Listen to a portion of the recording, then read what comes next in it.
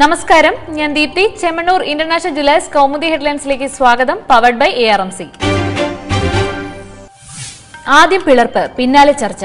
ഉഭയകക്ഷി ചർച്ചകൾക്ക് മുൻപേ കേരള കോൺഗ്രസ് പിളർപ്പിലേക്ക്.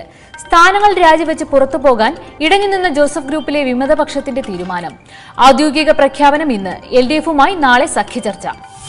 ഫ്രാൻസിസ് ജോർജിന്റെ നേതൃത്വത്തിലുള്ള പിളർപ്പ് ഇന്നലെ PJ ജോസഫ് നടത്തിയ അവസാനവട്ട അനുനയ ചർച്ചയും വിഫലമായതിനെ തുടർന്ന് സീറ്റിനെ ചൊല്ലിയുള്ള കലഹത്തിനു പിന്നാലെ പിളർന്നു മാറുന്ന വിമത നേതാക്കൾ ഇടത് അനുകൂല നിലപാട് സ്വീകരിക്കും. PJയെ UDF-ൽ ഉപേക്ഷിച്ച് മറുകണ്ഠം ചാടുന്ന ഫ്രാൻസിസ് ജോർജിനൊപ്പം Antony Raju, doctor KC Joseph, PC Joseph എന്നിവരും. ഫ്രാൻസിസ് ജോർജിനും ആന്റണി രാജുവിനും സീറ്റ് നൽകാമെന്ന അനുനയം വിമതപക്ഷം വകവച്ചില്ല. അതേസമയം കേരള കോൺഗ്രസിൽ നിന്നുള്ള വിമതപക്ഷം തുറന്ന നിലപാട് സ്വീകരിച്ചാൽ സ്വീകരിക്കുമെന്ന് CPM. അന്തിമ തീരുമാനം നാളെ LDF നേതാക്കളുമായി വിമതർ നടത്തുന്ന ഔദ്യോഗിക ചർച്ചകൾക്ക് ശേഷം.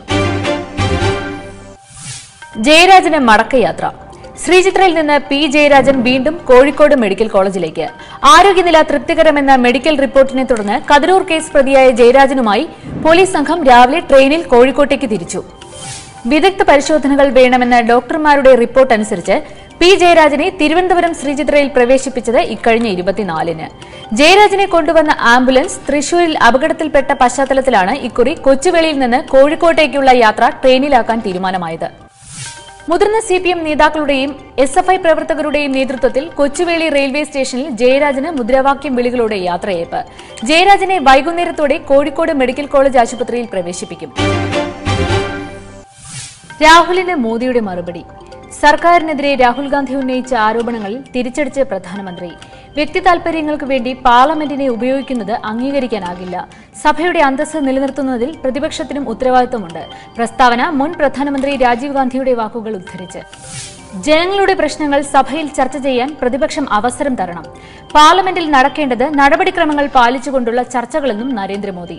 വിമർശനം നന്ദിപ്രമേയ ചർച്ചയ്ക്ക് ശേഷം നടത്തിയ മറുപടി പ്രസംഗത്തിൽ. രാജ്യത്തിന്റെ വളർച്ചയെ ഉയർത്തിക്കാട്ടിയ രാഷ്ട്രപതിക്കും മോദിയുടെ പ്രശംസ. പഴുതടച്ച പ്രതിപക്ഷം. രാജീവ് ഗാന്ധി വധക്കേസിലെ പ്രതികളെ വിട്ടയക്കാനുള്ള തമിഴ്നാട് സർക്കാരിന്റെ തീരുമാനത്തെ എതിർത്ത് വീണ്ടും കോൺഗ്രസ്.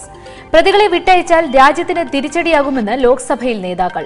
എന്നാൽ മകനെന്ന നിലയിൽ താൻ ഇക്കാര്യത്തിൽ പ്രതികരിക്കുന്നില്ലെന്ന് രാഹുൽ ഗാന്ധി. വധക്കേസ് പ്രതികളെ മോചിപ്പിക്കാനുള്ള തീരുമാനത്തിൽ അഭിപ്രായം അറിയിക്കണമെന്നാവശ്യപ്പെട്ട് തമിഴ്നാട് ചീഫ് സെക്രട്ടറി കേന്ദ്രത്തിന് കത്തയച്ചത് ഇന്നലെ. തീരുമാനം 24 കൊല്ലമായി ജയിലിൽ കഴിയുന്ന പ്രതികൾ നൽകിയ നിവേദനത്തിന്റെ അടിസ്ഥാനത്തിലെന്നും ചീഫ് സെക്രട്ടറി. 7 പേരെയും മോചിപ്പിക്കാനുള്ള ജയലളിത സർക്കാരിന്റെ തീരുമാനം സുപ്രീം കോടതിയുടെ പരിഗണനയിലിരിക്കെ പുതിയ നീക്കം രാഷ്ട്രീയ നാടകമെന്ന് ആക്ഷേപം. രാജീവ് ഗാന്ധിയുടെ കൊലപാതകത്തെ തുടർന്ന് അറസ്റ്റിലായ പ്രതികൾ ഇപ്പോഴുള്ളത് വെല്ലൂർ സെൻട്രൽ ജയിലിൽ. ഇനി ഇന്നത്തെ സ്വർണം വെള്ളി നിരക്കുകൾ.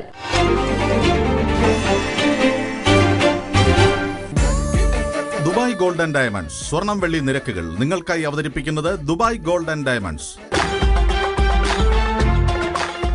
Dubai gold and diamonds, India, UAE, Oman, Bahrain.